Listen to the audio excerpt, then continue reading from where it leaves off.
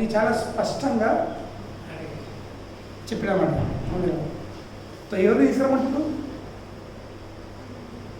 జిహ్వాన భక్తి. ఎవరి నాలుక మీద ఎప్పుడైతే ఒక్కసారి కూడా భగవంతుని పేరు రాదు, ఒక్కసారి కూడా ఆ శ్రీకృష్ణుని ఆ నారాయణ ఒక నామం ఎవరికి ఒక్కసారి కూడా పలకరు, జిహ్వాన భక్తి భగవత్ గుణ నామ ధ్యేయం. మరి ఏం పలకరు? నామమే కాదు, భగవంతుని యొక్క నామం కాకుండా భగవంతుని యొక్క గుణాలు, లీలలు ఎవరి నోటి నుండి రాదు, పలుకరు, చెప్పరు. First condition. రెండోది చేతశ్చన స్మరతి తత్ చరణారవిందం. తన మనస్సులో తన హృదయంలో ఒక్కసారి కూడా భగవంతుని యొక్క పాద పద్మలను ఎవరైతే గుర్తు చేసుకోవడం స్మరించరు వాళ్ళని భగవంతుని యొక్క నామము గుణాలను చెప్పని వాళ్ళు. రెండోది తన హృదయంలో భగవంతుని యొక్క పాద పద్మలను స్మరణించని వాళ్ళు. ఫస్ట్ పలుకుడు, రెండోది స్మరణ అంటే శబ్దము ఇంకా మనసు. మనం ప్రతి ఒక్కరు ఏమిస్తాము? ప్రతి ఒక్కరము మనం అందరము తన శబ్దంతో, తన శరీరంతో, ఇంకా తన మనసుతో మనము పనులు చేస్తాము. అవును, ఫస్ట్ వేస్తాము, ఆలోచిస్తాం. రెండోది పలుకుతాము, మూడోది శరీరంతో. ఫస్ట్ ఒకరు తిట్టలేదు, ముఖమడుగు తిట్టాం, మనసు పెడతాము. రెండోది నోరడుగు తిడతాము. మూడోది మనం ఇస్తాము. మనకు చేసే చర్య ప్రతి ఒక్క మానవుడి భౌతిక జగత్తులో వాడు చేసే చర్య మూడు విధంగా: తన మనసుతో, తన శబ్దంతో, ఇంకా తన శరీరంతో. కనుకనే ప్రతి ఒక్కలను తీసుకుపోవడానికి ముగ్గురు యమదూతలు వస్తారు. ముగ్గురు వస్తారు. నీ మనసుతో, నీ శబ్దంతో, ఇంకా నీ శరీరంతో నువ్వు పాపం చెప్తావు కాబట్టి ఇతరుల విషయం చెడు ఆలోచించుడు, ఇతరుల విషయం చెడు చెప్పుడు, ఇంకా ఇతరులకు చెడు చేసుడు. కనుకనే ముగ్గురు యమదూతలు. కనుకనే ఇక్కడ యమధర్మ ఇప్పుడు ఎవరైతే తన నోటి నుండి భగవంతు యొక్క గుణాలను, భగవంతు యొక్క లీలలను, భగవంతు యొక్క నామాన్ని పలకరో వాళ్ళు అంటారండి. రెండోది ఎవరైతే భగవంతుని యొక్క పాద పద్మాలను స్మరించరో వాళ్ళు అంటారండి. రెండైనా మనసైన శబ్దమైంది. మూడోది కృష్ణాయ నో నమతి తత్ శిర ఏకదా అపి కనీసం. అపి అంటే ఏంటి? కనీసం. ఏకదా అంటే ఒక్కసారి, కనీసం ఒక్కసారన్నా ఎవరైతే తన శీలం నమంతి అంటే ఎవరైతే తన శీలంని వాంచరో, ఏమైంది? శరీరమైంది. అవునండి. ఇదే నాలుకతోని, ఇదే మనసుతోని, ఇదే శబ్దంతోని, ఇదే శరీరంతోని వ్యక్తి పాపం చేయొచ్చు. అదే నాలుకతోని, అదే మనసుతోని, ఇంకా అదే శరీరంతో వ్యక్తి పుణ్యం చేసుకోవచ్చు. పాపము చేసే విధానాలు అవే, అవిటితోనే. పుణ్యం చేసేప్పుడు అవిటితోనే, ఇక భక్తి చేయడం కూడా అవిటితోనే. భక్తి కోసం సెపరేట్ లేదు. దీంతో వీటితో భక్తి చేయాలి కాదు. అదే నాలుగుతోని పాపము, అదే నాలుగుతోని భక్తి. అదే నాలుగుతోని ఒక్కొక్క విషయం నువ్వు చెడు మాట్లాడచ్చు, ఒకరు నువ్వు తిట్టచ్చు, భూతనచ్చు. అదే నాలుగుతోని హరే కృష్ణ కృష్ణ కృష్ణ హరే హరే, హరే రామ రామ రామ హరే. అదే నాలుగుతోని అడ్డమైన తామసిక రాజసిక ఆహారం తినచ్చు, తిండి తినచ్చు. అవలేదు. అదే నాలుగుతోని మద్యం మాంసం తినచ్చు, తిని నరకం పోవచ్చు. నాకు అదే కదా, మద్యం మాంసము ఎల్లిపాయ అంతే కూడా ఏంది? అదే తామసిక ఆహారమే. అదే నాలుగుతుంది. కానీ అదే నాలుగుని నువ్వు ప్రసాదం తినచ్చు. మద్య మాంసం కోసం వేరే కాదు, లేక ప్రసాదంతో ఇంకో నాకుందా?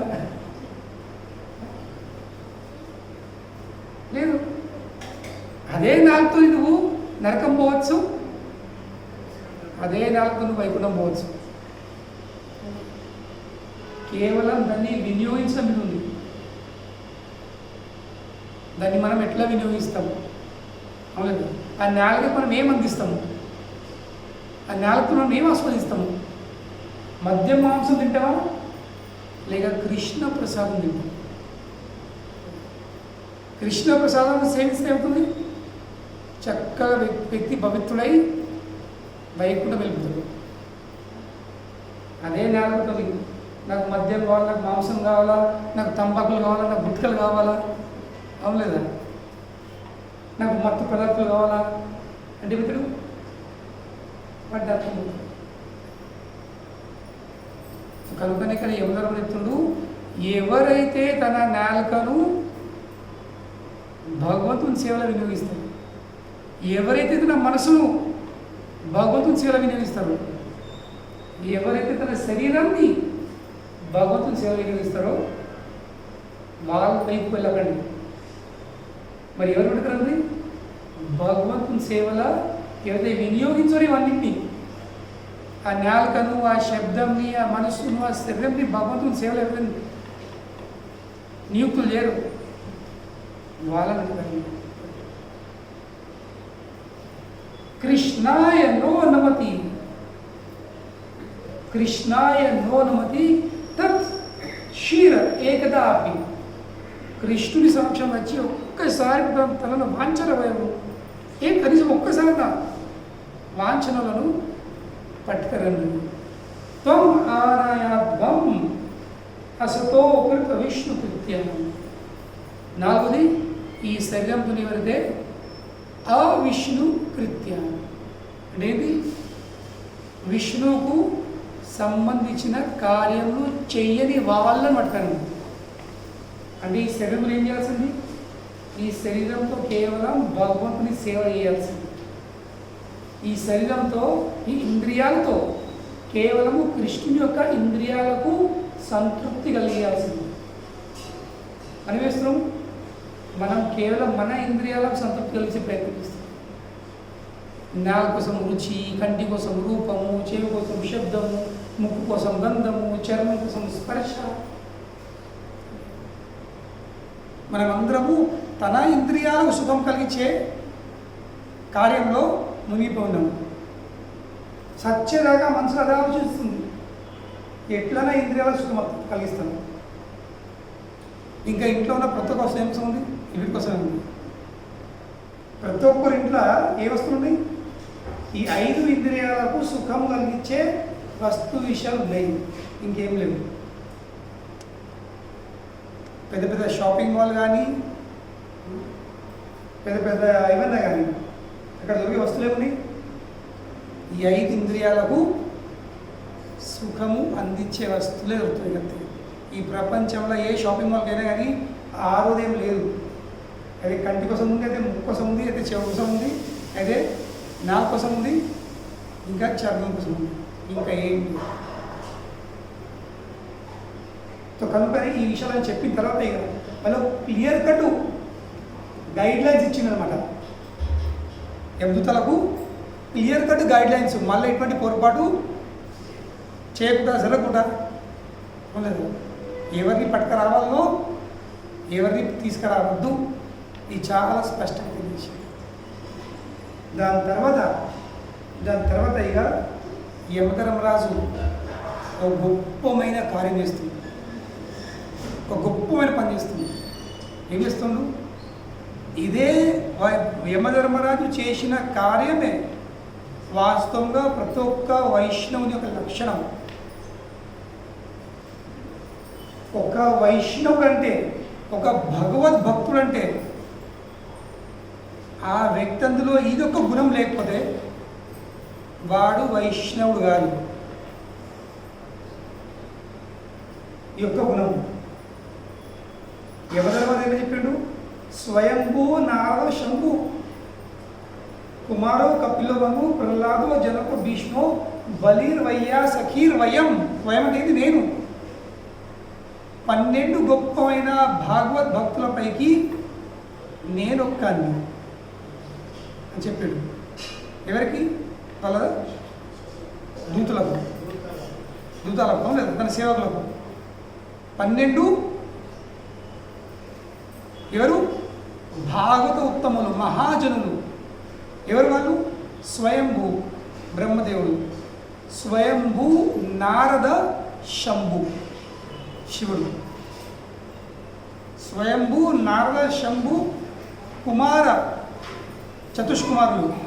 కుమారో కపిల, కపిల ముని, మను, ప్రహ్లాద, జనక, భీష్మ, భీష్మ పిత, బలి చక్రవర్తి, వైయాసఖీర్, శుకదేవ గోస్వామి, వ్యాస కుమారుడు, వైయాసఖీర్. వయం ఎన్న 12. ద్వాదశైతే విజానిమో ధర్మం భాగవతం ఇహ. మా 12 మందికే ఈ భాగవత ధర్మం ఏందో అది చక్కగా తెలిసింది. కనుకనే భాగవత భక్తుడవుడు ఇది ఒక రబ్బర్ స్టాంప్ కాదు. భగవద్భక్తుడు ఒక రబ్బర్ స్టాంప్ కాదు. నేను ఇప్పుడు తిలకం ధరించినా, నేను కంటిమాల వేసుకున్నా, నేను నా జుట్టును పొరిగించుకున్నా, ఒక పిలక పెట్టుకున్నా, ఒక వేషం వేసుకున్నా, ఇప్పుడు నేను భాగవద్భక్తుడైనా కాదు. అంతేవరకు మనం భాగవద్భక్తులం కాదు. కావాల్సింది దానికి సంబంధించిన గుణాలు.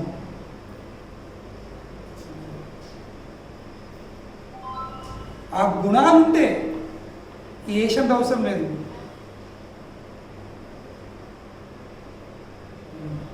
ఆ గుణాలు మనలో వచ్చితే మనకు ఏ శబ్దం ధరించే అవసరం లేదు. కనుకనే ఇక్కడ తన శిష్యుల సమక్షంగా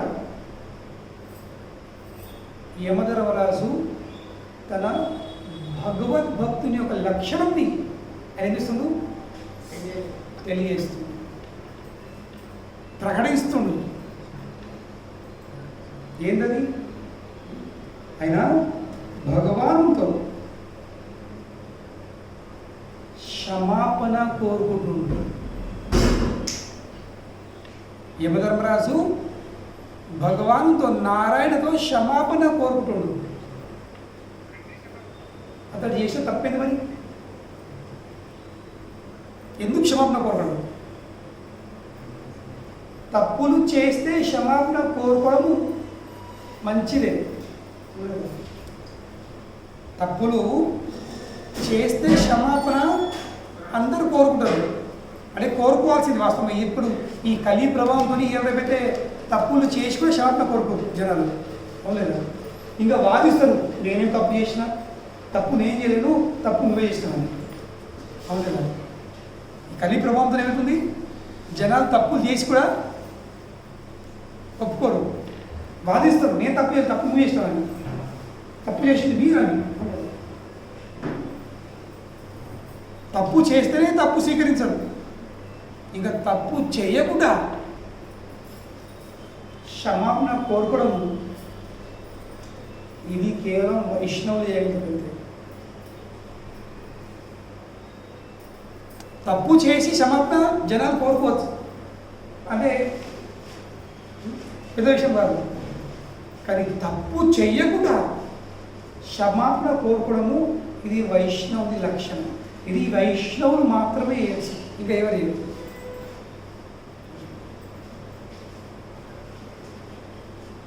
ఏదో తప్పులు చేసినా, ఏదో తప్పులు చేసి కూడా మేము తప్పు చేయలేము, అదే తప్పు కాదు, ఎదుటి వ్యక్తి వాళ్ళని వేసారు, వీళ్ళని వేసారు, ఈ అసలు అని మంది మీద నిందలు మొత్తం. కానీ ఎన్నడూ కూడా మరి నేను తప్పు చేస్తే, నా వల్ల తప్పు జరిగింది, నేను కారణాన్ని స్వీకరించడం ఎవరు. కానీ వైష్ణవ లక్షణం ఏంది? వైష్ణవుడు ఇతరుడుకి ఆయన తప్ప నా తప్ప. వైష్ణవ దృష్టి ఏంది? దేని వల్ల సంబంధం పాడవుతుందో, మరి నేను క్షమాపణ కోరుకుంటే ఆ సంబంధము నిల్చున్నట్టయితే then better I ask forgiveness. అందులో ఇది ఆలోచన ఉండదు కదా, నేను తప్పు చేయలేదు అడగాలి, నేను తప్పు చేయనప్పుడు నేను ఎందుకు క్షమాపణ కోరుకోవాలి. వైష్ణవ అంటే ఎవరు? వాళ్ళు అహంకారాన్ని పక్కకు పెడతారు. ఇక దేన్ని మూడెత్తారు? సంబంధాన్ని మూడెత్తారు. అది వైష్ణవ అంటే ఎవరు? అహంకారాన్ని వెనకలేసి సంబంధాన్ని మూడిస్తారు. కనుకనే నా అహంకారాన్ని పెంపొందించుకొని నేను సంబంధం విడవకూడదా, లేక ఆ సంబంధం కోసము నేను నా అహంకారం నష్టం చేసుకుంటానా? ఈ రెండే విషయాలు ఉన్నాయి. వైష్ణవులు చెప్తారు, భగవద్భక్తులు అంటే వైష్ణవులు అంటే వాళ్ళు ఎన్నడూ అహంకారాన్ని పెంపొందించుకోరు. వాళ్ళు ఏం ఇస్తారు? వాళ్ళు అహంకారాన్ని పక్కకి వేస్తారు. ఇది దేనికి ప్రాధాన్యం ఇస్తారు? సంబంధం. ఎందుకంటే చివరికి సంబంధం ముఖ్యమైనది, అహంకారం కాదు. అహంకారం నష్టం చేస్తుంది, సంబంధము నీకు ముంగడు తీసుకెళ్తుంది. అహంకారము నష్టం చేస్తుంది. కనుకనే అక్కడ యమధర్మరాజు యమలోకంకి అధిపతి ఏం చేస్తాడు? క్షమాపణ కోరుకుంటుంది. ఎవరితో? ఆ నారాయణతో, ఆ భగవానుతో క్షమాపణ కోరుకుంటున్నాడు. మరి ఆయన చేసిన తప్పేంది? ఆయన ఏం తప్పు చేయదు. తప్పు ఎవరు చేశారు? దూతాలు, శిష్యులు. కనుకనే శిష్యులు తప్పు చేసినంటే ఇట్లా ఏదో శిష్యులుగా తప్పు చేసి క్షమాపణ కోరుకోరు కాదు. శిష్యులు తప్పు చేసినంటే అది గురువుది బాధ్యత, అది నాయకుడి బాధ్యత, అది కన్న తల్లిదండ్రుల బాధ్యత. ఎందుకు? ఎందుకని తండ్రి కానీ ఒక నాయకుడు కానీ లేక గురువు కానీ తన శిష్యులను ఎట్లా పెంచుతుండదు దాన్ని ఆధారపడదు. కనుకనే ఇక్కడ యమధర్మరాజు ఏం చేస్తాడు? వాస్తవంకు అపరాధిని నేను అనే భావంతో, కేవలం నా శిష్యులే కాదు, నా దూతాలే కాదు, వాళ్ళతో పాటు నేను కూడా అపరాధిని అని భగవాన్తో క్షమాపణ కోరుకుంటుంది. ఎందుకంటే యమధర్మరాజుకి ఏం ముఖ్యం ఉంది? ఆ భగవంతుతో సంబంధం ముఖ్యం ఉంది. ఇక సంబంధం కంటే ఎక్కువ మనము ఒక్కొక్కరిని క్షమాపణ కోరుకుంటున్నాం అంటే అది ప్రపంచం అందరికీ కఠినమైన పని. ఎందుకు కఠినమైన పని? అహంకారం ఒప్పుకోదు. అహంకారం ఏంటది? అద్దు ఒప్పుకొని అది నువ్వెందుకు వాళ్ళు కూడా వెళ్ళి నువ్వు క్షమాపణ కోరుకుంటావు, నువ్వేం తప్పు చేసినావు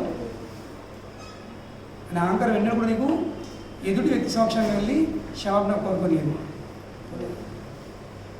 కనుకనే మన తప్పు ఉన్నా తప్పు లేకుండా క్షమాపణ కోరుకుంటే నష్టమైనది ఏం కాదు. నష్టమైనది ఒక్కటే, ఏంది? మన అహంకారం. మన అహంకారం నష్టం ఉంటుంది. కనుకనే మన అహంకారం నష్టం చేసుకోవాలంటే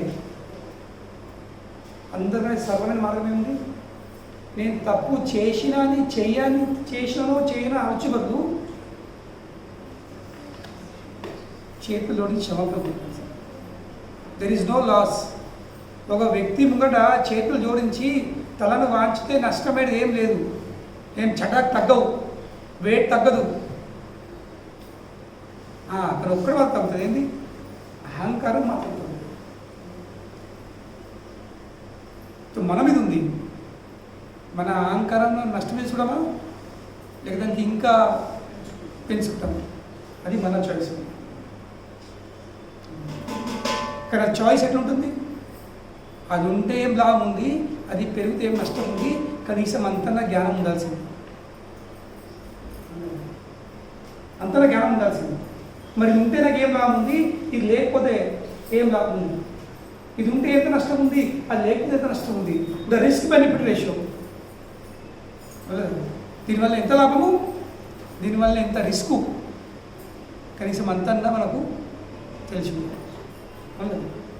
దాని తర్వాత ఆలోచించాలా, మరి నేను శ్రమలో కోరుకోవాలా కోరుకోద్దా, నా అహంకారం నేను తగ్గియాలా, నా అహంకారాన్ని పెంచుకోవాలా, అది నీ చాయిస్. కనుకనే యమధర్మరాజు ఆ భగవానుతో క్షమాపణ కోరుతుంది. ఏమంటుండు, నా సేవకుల ద్వారా ఒక గొప్పమైన అప్రదం జరిగింది చెప్పండి. నా సేవకులు నా అన్నప్పటికీ నేను కూడా భాగస్వామ్యం కదా, అవును కదా. నా అన్నప్పటికీ, నా సేవకులు అన్నప్పటికీ వాళ్ళు తప్పు చేసిందంటే నేను వాళ్ళు సరిగా చెప్పలేనేమో. కనుకనే వాళ్ళు గొప్ప అప్రదం జరిగింది. మరి ఏం అప్రదం? అప్రదం ఇది చాలా ఇంపార్టెంట్. బై అరెస్టింగ్ వైష్ణవ సచ్ ఎస్ అజామిల్. అజామిల్ లాంటి వైష్ణవుని వీళ్ళు ఏం చేశారు, బంధించిండు. చెప్పండి, అజామిల్ వైష్ణవుడైనా? ఇది పాయింట్ ఉంది అక్కడ. అజామిల్ వైష్ణవుడు కాదు, కానీ ఎవరు అజామిల్ లాంటి వైష్ణవుని బంధించే గొప్పమైన అపరాధము నా సేవకుల ద్వారా చేయడం జరిగింది, లేక జరిగింది. ఎందుకు అజామిల్ని వైష్ణవు అంటారు? ఎందుకంటే వారి నోటి నుండి అంతకాలంలో నారాయణ అనే శబ్దము వచ్చి పలికిండు, స్మరించలేదు. ఈ స్మరణ అనే విషయం మర్చిపోయింది. పాపకు స్మరణ స్మరణ స్మరణ అలవాటైపోయింది. ఇప్పుడు స్మరణ స్మరణ స్మరణ ఎక్కడా రాయలేదు స్మరణ అని భాగవతంలో. ఆయన పలికిండు, ఆయన నోటి నుండి పలకడం జరిగింది. కలియుగం కోసం విధానము నామస్మరణ కాదు, ఇది చాలా పెద్ద పొరపాటు జనం చేస్తుంది ఇక్కడ కలియుగం. తప్పింది వింటూరు, చెప్పుడు సరి చెప్తలేరు. స్మరణ ఇది కృతయుగంది విధానం ఉంది. కలియుగం కోసము నామ పలకడం, ఉచ్చారణ, సంకీర్తన. స్మరణ అంటే ధ్యానం కిందగా చెప్పింది. ధ్యానం ఇది కృతే తత్ ధ్యాయతం విష్ణు. ఎప్పటి మార్గం ఉండేది కృత. కృత అంటే సత్యుగం. కృతే తత్ ధ్యాయతం విష్ణు.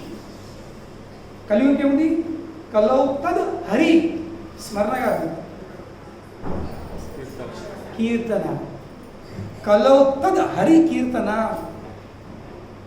కలియుగం కోసం హరి కీర్తన చెప్పడం జరిగింది, హరి స్మరణ చెప్పడం జరిగింది. స్మరణ సత్యుగం. కృతే తత్ ధ్యాయత విష్ణు. ధ్యానం. కనుకనే కలియుగంలో ధ్యానం దినం నది. చెప్పిన మేము ధ్యానం చేస్తున్నాము అని టైంపాస్ చేస్తారు కదా, ఇంకేం అది timepass. That is not the process. అది కలియుగం కోసం ఏర్పాటు చేయబడిన విధానము కాదు.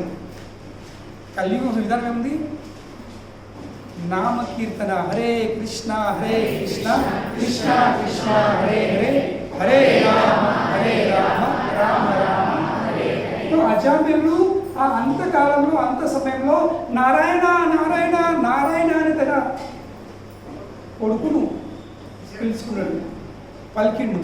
ఈ called out for his son. He did not remember his son. తన కొడుకు విషయం ఆలోచిస్తాడు ఏంటితుడు, పలికిండు, ప్రత్యేకించి నారాయణ అని పిలుచుకున్నాడు. కనుకనే వైష్ణవుడు అయిపోయింది. ఇది ఇంకో అర్థమైంది, ఎవరైతే ఏమున్నా, ఎట్లా ఉన్నా, ఏ కులం ఉన్నా, ఎట్లా ఉన్నాయి, ఏ వర్గంకి చెందినా, ఏ కులంకి చెందినా, ఒక్కసారి ఆ వ్యక్తి భగవన్నామం పలుకుతుండంటే ఆ వ్యక్తి ఎవరు, వైష్ణవుడు. కనుక ఇక్కడ ఏమన్నా చెప్తుండు, my servants have surely committed a great offence. నా సేవకులు ఖచ్చితమే చేసిరో చేయలేదు అనలేడు. షూర్లీ ఏంటి ఖచ్చితంగా వాళ్ళ నుండి ఈ గొప్పమైన అప్రదం జరిగింది. ఏమప్రదము? బై అరెస్టింగ్ అ వైష్ణవ సచ్ యాజ్ అజామిల్. అజామిల్ లాంటి వైష్ణవుని వాళ్ళు అరెస్ట్ బంధించిండ్రు. కనుకనే ఓ నారాయణ, ఓ ఆది పురుష, ఓ పురాణం, ఓ పురాణ పురుష అంటుడు కృష్ణుడు. ఎవరు? నారాయణ ఎవరు? పురాణ పురుషుడు, ద ఓల్డెస్ట్ ఆఫ్. ఆయన కంటే వృద్ధుడు ఎవరు లేదు ఇక. కానీ వృద్ధుడు ఎట్టున్నాడు? యవ్వనం ఉండదు. ఆద్యం పురాణ పురుషం నవ యౌవనం చ. ఏం చెప్తుంది కృష్ణుడు? ఎవరు? ఆద్యం. ఆద్యం అంటే ఏంటి? Beginning. Is the beginning of everything. ఆద్యం పురాణం, పాతోడు, పురాతనం పాతోడు. ఆద్యం పురాణ పురుష. మరి ఎవరతడు? ఒక వ్యక్తి, పురుషుడు. ఆద్యం పురాణ పురుషం. ఇప్పుడు మనకుంటుంది ఆద్యము పురాణము. ఇప్పుడు మీరు అన్నారు కొన్ని ఇగో మా తాత, మా ముత్త తాత, ఇమ్మీడియట్లీ మనసులో ఏం పిక్చర్ వస్తుంది? మనం చూడకుండా కానీ నా తాత ముత్త తాత వినేసరికి మనసులో పిక్చర్ ఏమవుతుంది? ఒక దృశ్యం, ఒక ముసలైన ఊలాడుతున్నామో ఇక ఇప్పుడు అప్పుడు ఉన్నట్టు అనిపిస్తుంది. ఏడ బెడ్లో రూమ్లో పడిపోయి ఉన్నాడో, ఒక మంచాలు పడిపోయి ఉన్నాడో అనిపిస్తుంది. అంటే జనరల్ సైకాలజీ. కానీ ఇక్కడ ఏముంది? ఆద్యం పురాణ పురుష నవ యౌవనం చ. ఎట్లున్నాడు? ఎటువంటి యౌవనం? ఫస్ట్ ఆఫ్ ఆల్ యౌవనం అనేది యూత్, అవునలేదా? మరి ఎటువంటి యౌవనం? ఇప్పుడు వ్యక్తి 14-15 ఏళ్ళ వయసు నుంచి 35-40 దాకా ఏమంటాడు? యవ్వనం అంటాడు, అవునలేదు? అభితమైన జవాను అయితే కొందరైతే 60-70 దాకా అంటారు నేను ఇంకా యువకుని అంటారు. ఇంకా ఒక్కరు ఆయన మూసోడు అంటే అంకల కడుతుంది, నక్కల కడింది, అవునలేదా? నాకది ఒకసారి ఒకటి నేను స్టేషన్లో విన్నాను పోయేటప్పుడు ట్రైన్లో నాకది ముసలోడు తీసినాడు. నా పక్కన బాగా సమస్తున్నాడు. పిల్లలు చదువు బాగున్నారు, చిన్న చూడు. నాకు అన్నాడు అంకల్ కూడా అడ్జస్ట్ కర్లో ఉన్నట్టు నాకు. నేను ఆలోచిస్తుంది వీడు నాకడే ముసలు ఉన్నాడు, నన్ను అంకల్ పిలుస్తున్నాడు. చెప్పండి అంటే ఎట్లా కనబడుతున్నాడు? నేను ఎట్లా కనబడుతున్నా లేక వాంతి వాడికి ఏమనుకుంటున్నాడు?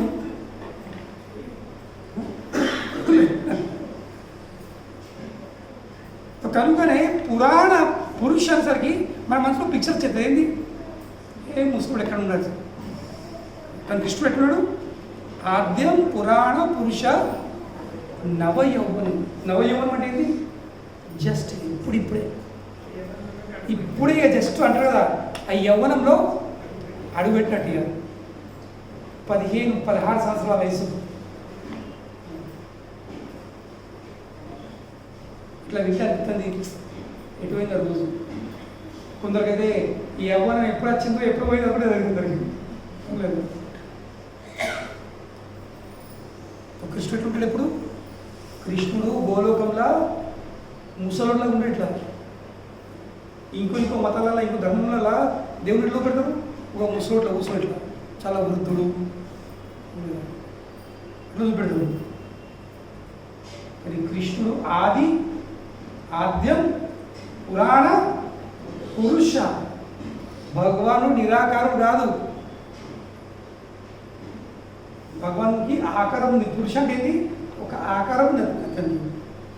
ఎటువంటి పురుషుడు? నవయౌవనం.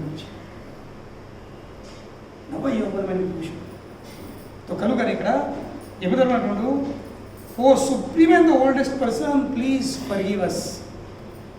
ఓ పరపురుష, ఓ ఆది పురుష, ఓ పురాణ పురుష, మమ్మల్ని క్షమించండి. ఎందుకంటే మా అజ్ఞానం వలె, బికాస్ ఆఫ్ అవర్ ఇగ్నరెన్స్, మా అజ్ఞానం వలె ఆ అజామిలు మీ భక్తుడు, మీ సేవకుడు అని మేము మర్చిపోయాము, చూడలేకపోయాము. అజామిలుని మీ భక్తులాగా చూసి మేము మర్చిపోయినాము. కనుకనే మా వల్ల గొప్పమైన అపరాధం జరిగింది. ఓ భక్తుల సాంగత్యంలో అపరాధాలకు కారణమైంది. ఎప్పుడు భక్తులు కొట్లాడుకుంటారు, ఒకరికి ఒకరు నిందలు మోపుతుంటారు, ఈడీసుంటాడు వాడసుంటాడు, ఇది అన్నీ చేస్తుంటారు. ఒకళ్ళు నిందిస్తుంటారు, దూషిస్తుంటారు. దానికి కారణం ఏంటి? ఒక్కడే కాదు, ఇది ఒక్కటి ఎప్పుడు మనసులో పెట్టుకున్నామా? ఎవరికి ఒక్క విషయం మనసులో పెట్టుకుంటారో వాళ్ళ నుండి ఎన్నడూ ఏ భక్తుని పట్ల అపరాధం జరగదు. ఒక్కడే విషయం ఇక్కడ ఏమన్నా చెప్తుంది. ఒక్కడే విషయం అన్ని అపరాధాలకు మూల కారణమైంది. ఇక్కడ ఏం జరుగుతుందో, మేము అజామిలను ఎందుకు బంధించినాము?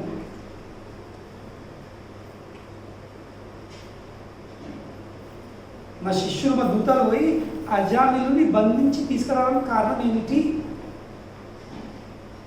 వి ఫెయిల్డ్ టు రికగ్నైజ్. మేము గుర్తించలేకపోయినాము. ఏం గుర్తించలేకపోయినాము? ఆ అజామిలుడు మీ భక్తుడు అనే విషయాన్ని మేము గుర్తించలేకపోయినాము. అన్ని అపరాధాల కారణం ఏంటి? ఎప్పుడైతే మనం మర్చిపోతామో, బాబా ఈ వ్యక్తి ఎవరు, మనం ఎవరిని తిడుతున్నామో, ఎవరిని నిందిస్తున్నామో, ఎవరి విషయం ముచ్చట్లు పెడుతున్నామో, ఎవరిని అవమానిస్తున్నామో,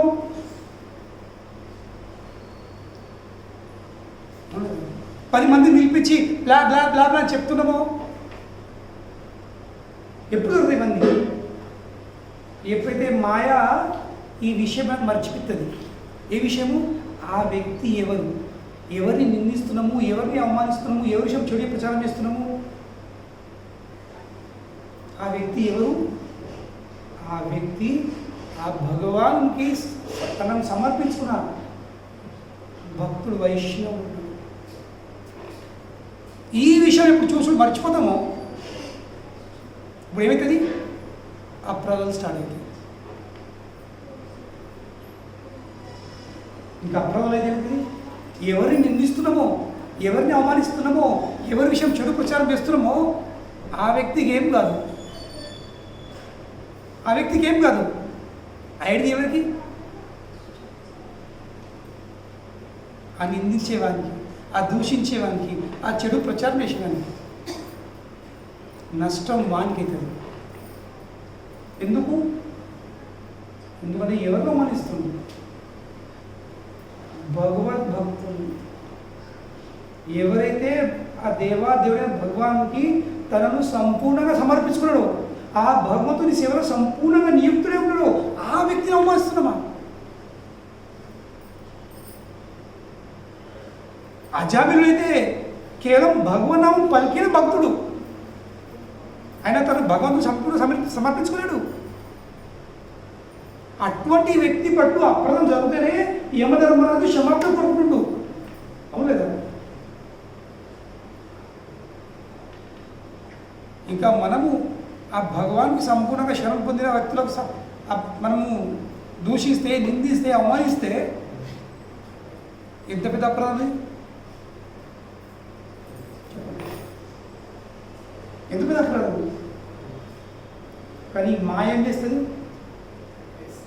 మాయ నీకు నువ్వు అపరాధం చేస్తున్నావని తెలియనియదు. ఎందుకంటే తెలిస్తే చేస్తావా? తెలిసే చేయవు కదా. మాయ పని ఏంటి? నేను అజ్ఞానం, ఇక్కడ ఎందరో ఇప్పుడు అజ్ఞానం వలే మా వల్ల ఈ అపరాధం జరిగింది. అజ్ఞానం అనేది చీకటి,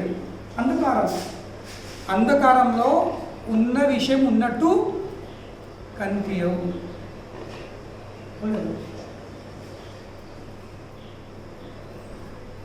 అజ్ఞానంలో, చీకట్లో మనకు ఉన్న విషయం ఉన్నట్టు కనిపించదు.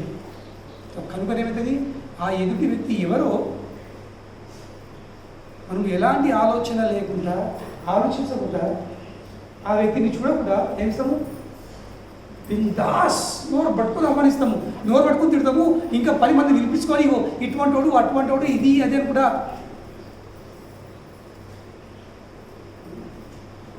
పంచుతాం. ఇంకా అంటే మనం చేసేది కాకుండా ఇంకేం చేస్తాము, మొత్తం పంచేస్తాము. మన బుద్ధి మనసు పాడైపోయింది, ఇంకోళ్ళ బుద్ధి మనసుకు మనము చెడగలుగుతాం, పాడైపోతుంది. చెప్పండి, అంటే మనం కలుషితమైనది కాదు, ఇతరులను కూడా చెడగొట్టాలి. బృందావనంలో కదా కాళీయ సర్పము ఎప్పుడైతే ఆ యమున నదిలో పోయి ఆ చెరలో పోయి నివాసం ఏర్పడేస్తున్నదో ఏమైంది? ఆనందంలో విషం ఉంది, నిండు విషం ఉంది. కానీ ఆ విషం ప్రభావం ఏం విషయం, ఆడు మొత్తము చెరువునే విషయంలో మార్చేసింది. కేవలం అటువంటి వ్యక్తులు ఎటు అవుతారో వాళ్ళు ఏమిస్తారు, వాళ్ళు మంచి మంచి స్థలంని కూడా విషయంలో మార్చేస్తారు. కనుక ఏమైంది, కాళీ అక్కడికి పోయేసరికి ఆ మొత్తం విష ప్రభావంతో ఆ నదిలో ఉన్న ఆ చెరువులో ఉన్న అన్ని చేపలు చచ్చిపోయినాయి. నది లోపల చేపలే కాదు, సారీ చెరువు లోపల చేపలు కాకుండా ఆ చెరువు ఒడ్డున ఎన్ని వృక్షాలు ఉండేనో అవి కూడా మాడిపోయినాయి ఆ విష ప్రభావంతో. చెప్పండి, అంతేకాదు ఆ విష ప్రభావంతో ఆ చెరువు మీదకెళ్ళి ఇట్లా పిట్టి ఆడుతూ ఉంటే ఆవిరితోని, ఆ విషం ఆవిరితోని ఆ పిట్టెలో చనిపోయి ఆ చెరువులో పడిపోయింది. That is the power of negative people. చెడుతో నిండా ఉన్న వ్యక్తుల ప్రభావం ఇది. వాళ్ళు ఏమిస్తారు, అందుబాటులో ఉన్న, దూరం ఉన్న, ఇంకా దూరం ఉన్న అందరినీ తనతో పాటు అందరినీ నాశనం చేసేస్తారు. జనాలు నష్టపోతారు, ఇతరులను కూడా నష్టపోయారు. కనుకనే మనం చాలా జాగ్రత్తగా ఉండాల్సింది. అటువంటి వ్యక్తుల దయ చూడండి ఏంటి, ఎటువంటి విషయంతో నిండా ఉన్న వ్యక్తులపై దయ చూడండి ఏంటి, కొంత దూరం ఉంటుంది. సేవ్ యువర్ సెల్ఫ్ లేదా, లేదు నేను వాళ్ళ దగ్గరికి పోతా, లేదా మార్క్స్ నేను ప్రచారం చేస్తా చెప్తా కాదు. అట్లా ఆ పిట్టెల్లాగా నువ్వు చుట్టూ రాలే మనం వేయటం పడిపోతుంది. సో బెస్ట్ పాలసీ ఏంటి, దూరం ఉండి ప్రొటెక్ట్ యువర్ సెల్ఫ్. సో కనుకనే అన్ని అప్పుల కారణం ఇక్కడ ఏమవుతుండు, నేను గుర్తించలేకపోయినా. ఏ విషయం గుర్తించలేకపోయినా, ఈ అజముడు ఎవరు, మీ భక్తుడు, మీ వైష్ణవు అనే విషయం నేను చూడలేకపోయినా, గుర్తించలేకపోయినా, కనుకనే మా వల్ల అప్రదం జరిగింది.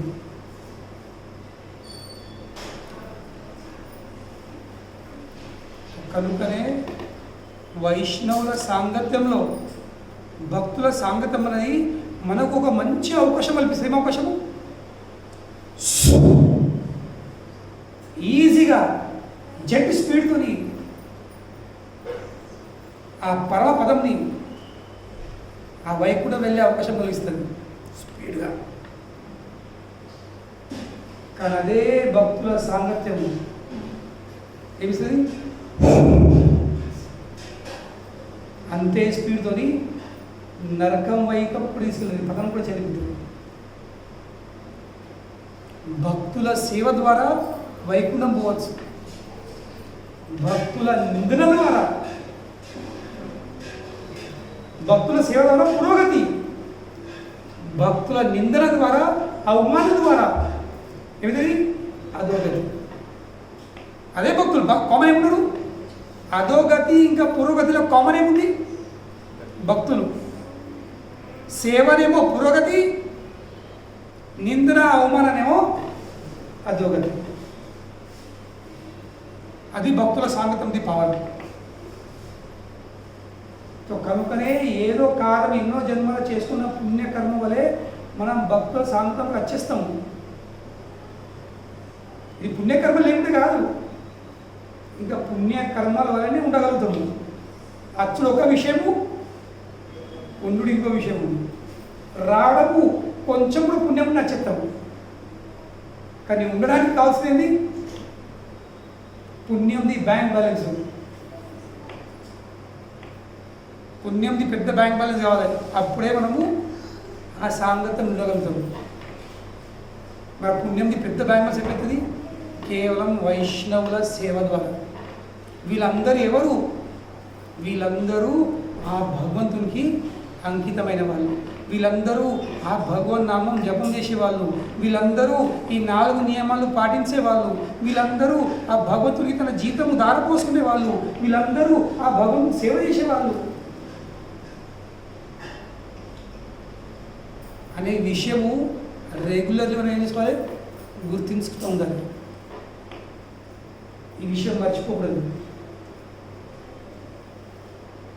నువ్వు చెప్పుడు ఐ ఫెయిల్డ్ టు రికగ్నైజ్ అని చెప్పుడు. ఎందులో ఫెయిల్ అయినా? గుర్తించుట్లో ఫెయిల్ అయిపోయినా. కనుకనే ఫెయిల్ కాదు, గుర్తించుట్లో ఫెయిల్ అయినావా భక్తిలో ఫెయిల్ అవుతావు. If you fail to recognize your fail in devotion. కనుకనే సేవ చేయకుండా నడుతుంది. ఒకవేళ భక్తుల సేవ చేయకుండా నడుతుంది, కానీ అట్లీస్ట్ కనీసం భక్తులను నిందించకండి, భక్తులను అవమానించకండి.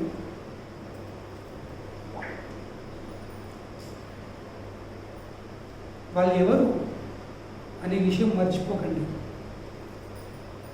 ఇది చాలా, ఎందుకంటే ఇంగ్లీష్ కదా, ఫెమిలియారిటీ బ్రీడ్స్ కంటెంప్ట్.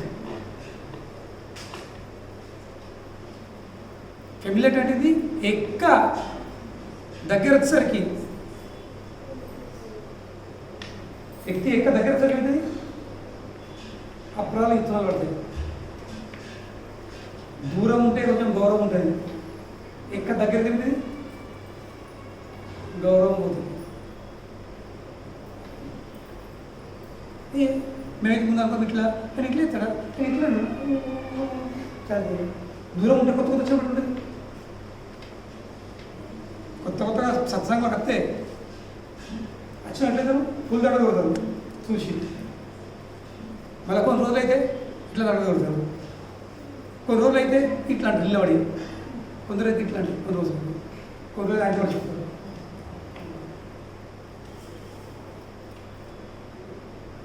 స్టార్టింగ్లో ఉన్న గౌరవము తర్వాత ఉండదు. ఎందుకు ఉండదు?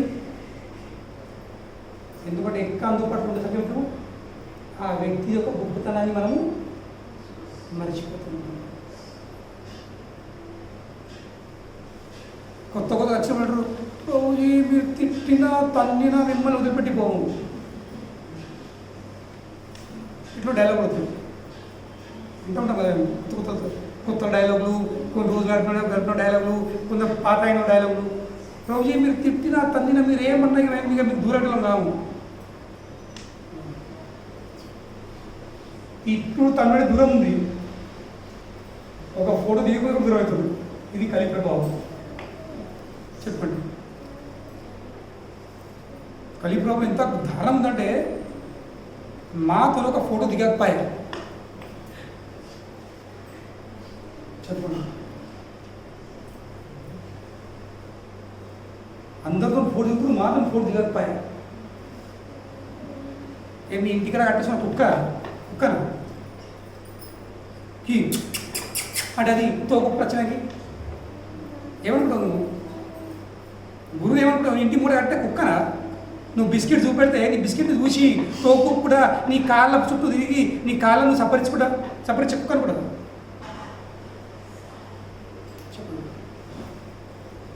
అంటే కలిగి ప్రభావం ఎంత డేంజర్ ఉందో.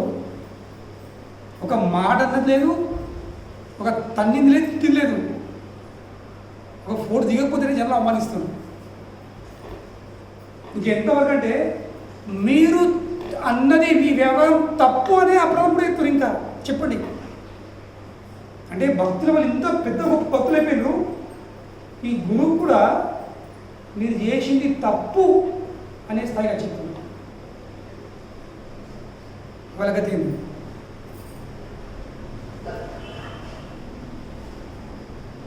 ఎవరి నుండి అయితే మనం వినగచ్చినామో, ఎవరి నుండి విని మనం భక్తులు మురగలచ్చినామో, మనం వాళ్ళకి చెప్తున్నాము మీరు చేసింది రైట్ అండ్ రాంగ్ అని. అంత కొమ్ములు వచ్చేస్తాయి, అంత భక్తులు మోడీ వెళ్ళిపోయారు. మీకు ఇంత జ్ఞానం వచ్చేసిందా? ఎంతేంటి? ఇదంతా మాయని ప్రభావం. మాయ ఏం చూపిస్తుంది? ఎదుటి వ్యక్తి గొప్పతనాన్ని చూడండి.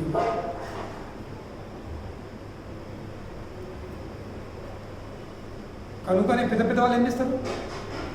మీరు చూడండి, ఏ సంస్థకు చెందిన పెద్ద పెద్ద ఆచార్య గురువులు ఏం చేస్తారు? వాళ్ళు సామాన్య వ్యక్తులను, జనాలను ఎన్నడూ అందుబాటులోకి రానియరు వాళ్ళు. చూడండి, మీరు గమనించండి. వాళ్ళ చుట్టుపక్కల కొందరు ఉంటారు, ఆయన చేయకుండా ఆయన మాట్లాడాలంటే మీకు రానియరు.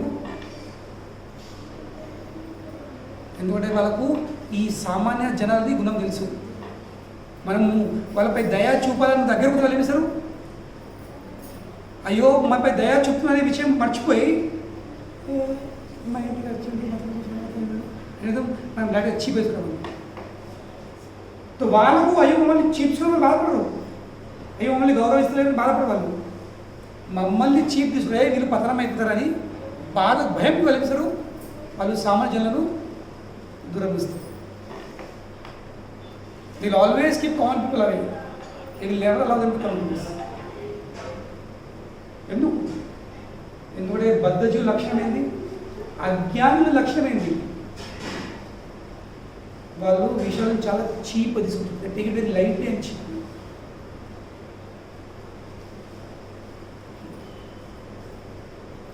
చెప్పలేదు ఇప్పుడు బంగారం చేయడం ఎవరు ఫ్రీ ఇచ్చారు అనుకోండి, మీకు ఎవరైనా ఫ్రీగా 5 తులాలు గొలుసు ఇవ్వండి, మీరు టేబుల్ వారికి పెట్టండి, ఫ్రీగా ఇచ్చింది కదా. అదే ఒక ఇత్తడిది గొలుసు 5 లక్షలు తీసుకొని ఇవ్వని అని చాలా భద్రంగా అల్మీరాలో పెట్టుకు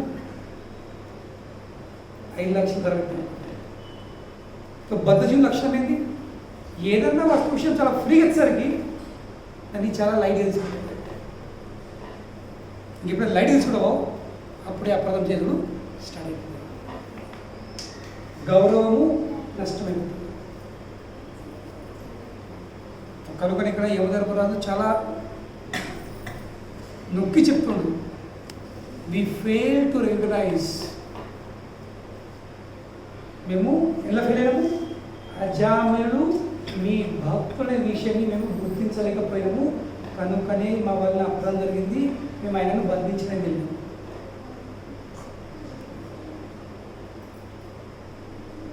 కనుకనే భక్తుల సాంగత్యం వచ్చిందంటే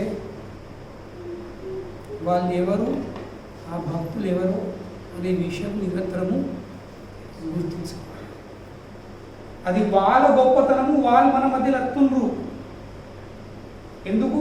వాళ్ళు 2 మెట్లు కిందికి దిగుతుండ్రు.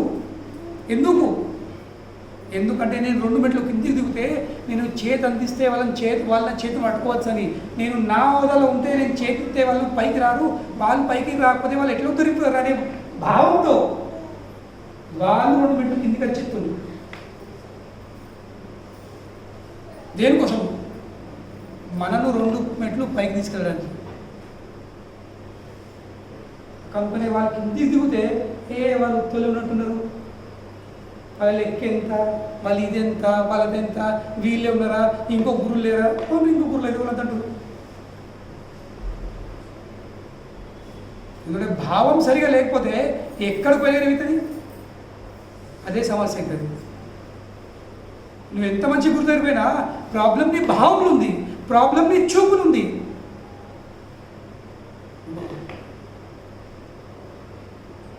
నా చూపులో దోషం ఉంటే నేను ఈ ఇల్లు కానీ లేక మేడం వల్ల ఎదురింట్లో కానీ ఎక్కడికి వెళ్ళగానే అంతే కనబడుతుంది. అవును లేదా? ఓ నాకు ఈ ఇంట్లో సరి కనబడలేదు, ఇంకో ఇంటి మంచిగా కనబడుతుంది, అట్లా ఉంటుందా? నా చూపులో ప్రాబ్లం ఉంటే నేను ప్రపంచంలో ఏ ఇంటి పోయినా, ఏ వస్తువు ఇచ్చినా నాకు కనబడది. కనుకనే వస్తువు విషయాలు మార్చే ఏం చేయాల్సింది? వ్యక్తి తన చూపును మార్చుకునే ప్రయత్నం చేయాల్సింది.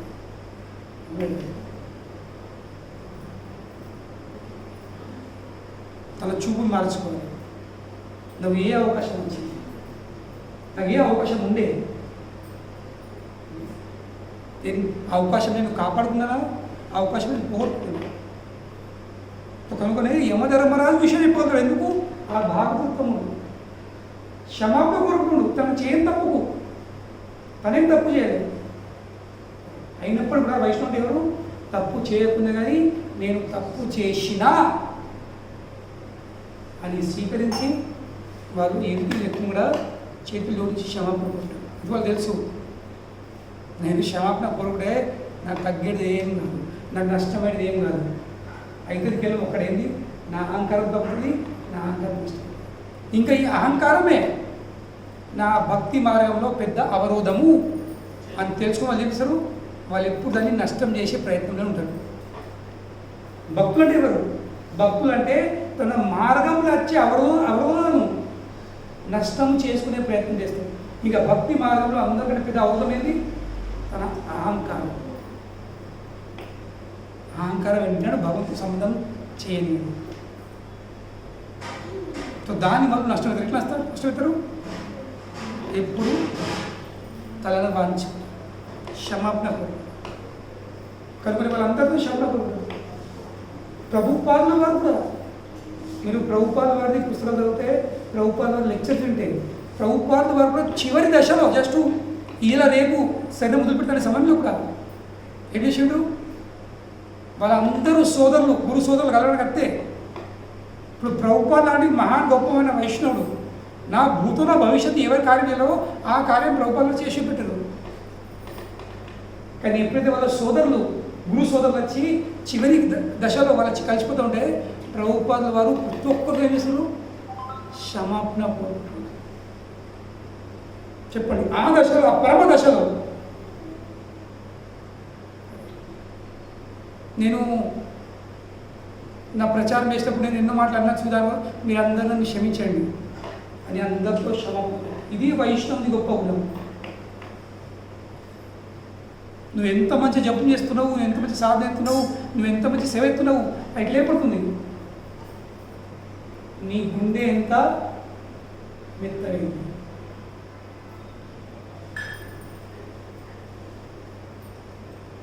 త్రినాదపి సునిచేన కరోరివ సహిష్ణున అమానేన మానదేన కీర్తనీయ సదాహరి. శ్రీ చైతన్య మహాప్రభు చాలా స్పష్టం చేసిండు. నిరంతరము భగవన్నామము జపము చేసుడు, జపం చేయడం జరగాలంటే 3 కండిషన్లు పెట్టండి. ఎప్పుడు సాధ్యమైంది? త్రినాదపి సునిచేన. తృణ అంటే ఏంటి? గడ్డి కోసం. ఒక గడ్డి కంటే ఎక్కువ వినే భావం. మనం ఈ వర్షాకాలము ఎక్కడిక్కడ గడిపోతుంది, ఎవలేదు ఎక్కడ అడగడితే అక్కడ గడిపోతుంది. చూడండి, తొక్కుడే పోతాము. గడ్డి ఏమైనా ప్రతీకారం చేస్తుంది? కావట్లేదు గడ్డి ఏం తొక్కుతున్నావు, ఏం గుడ్డా అడగలేదు నేను ఇక్కడ అంటదా? ఎందరు తొక్కినా, ఎందరు పోసేసినా, ఆ వచ్చి మేసినా ఏమిస్తుంది? వినయ భావం. ఎవరికి ఏమన్నది? త్రినాదపి సునిచేన. చేతనప్పుడు గడ్డి కంటే, గడ్డి కోస కంటే ఎక్కువ వినయభావం ఉండాలంటారు. First condition. రెండో కండిషను వృక్షం కంటే ఎక్కువ సహనశక్తి అంట.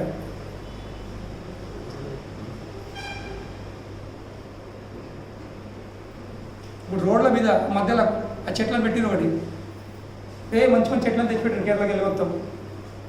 కానీ ఇప్పుడు పరిస్థితి ఏముంది?